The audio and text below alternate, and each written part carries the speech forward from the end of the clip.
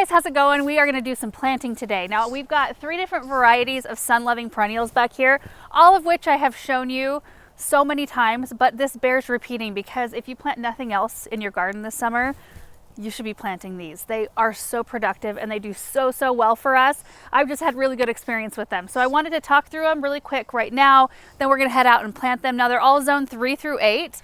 Which is great, so very winter hardy. We've got the pink profusion salvia right here.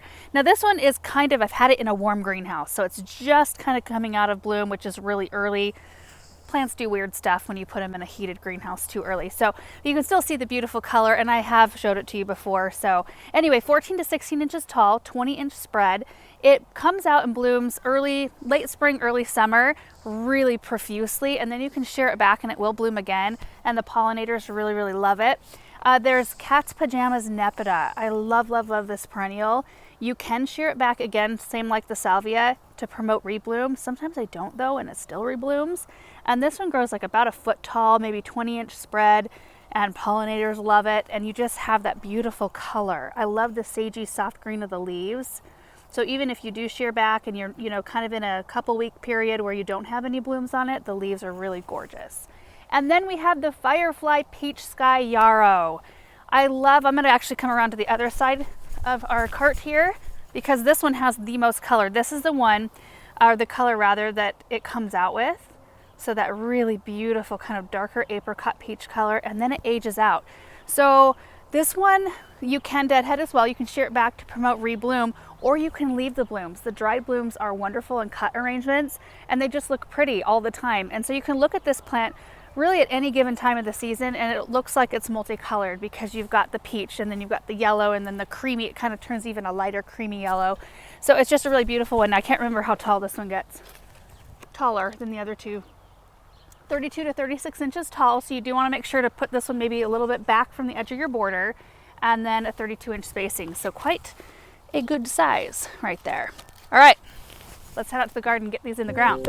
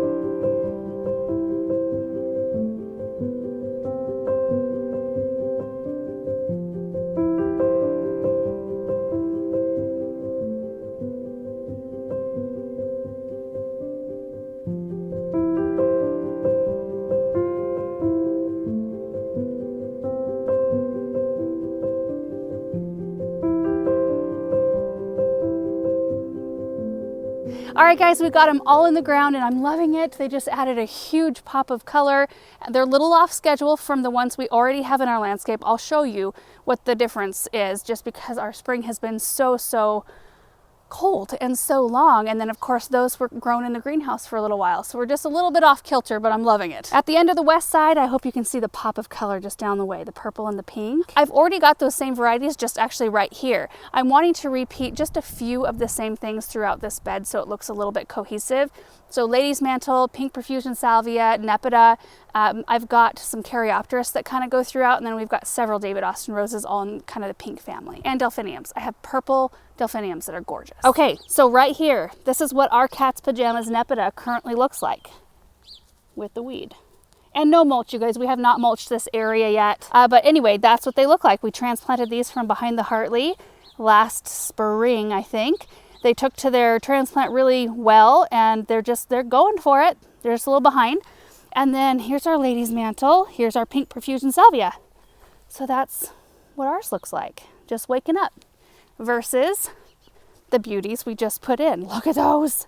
Oh my gosh, they're so pretty. So you can see the lady's mantle. I love that more chartreusey green, and of course the blooms on that one are a chartreuse yellow, and they're usually in bloom at the same time. So we get to see those yellowish blooms with the blue purpley blooms. So, so, so nice. We've got a pink phlox that goes right behind them. And we've got Stokes asters in here, which bloom purple, but they bloom a different time usually than the Nepeta. And then we've got the salvia right here. Now I did bump that one back just a tiny bit because I want to come in with something a little bit shorter. That one grows a little bit taller, 1.5 feet or so. We've got some iris right in here. I think these are pink, kind of like a light champagne pink, or maybe they're purple.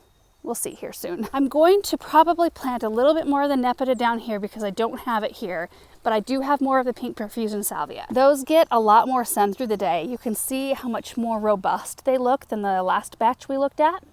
This gets it like morning through afternoon because there's not a whole lot to shade it yet.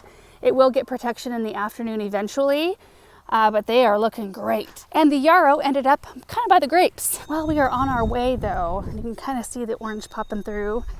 I planted some over here.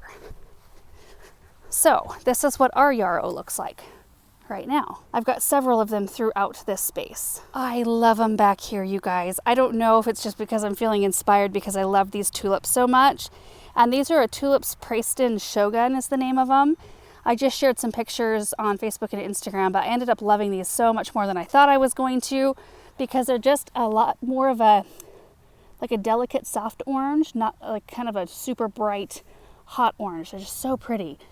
I've got a couple honeyberries in here and then our new drift of yarrow. I started the drift right over here because I do have some daylilies. These are King of Ages, which are more in the warm color family, but I've got blue baptisia in here. Totally forgot I have them. And they're coming up. They're gonna be up eventually. And we might even have, even though these are blooming so off season right now, usually we don't have blooms until like the late part of early summer or midsummer is when they usually start showing their color.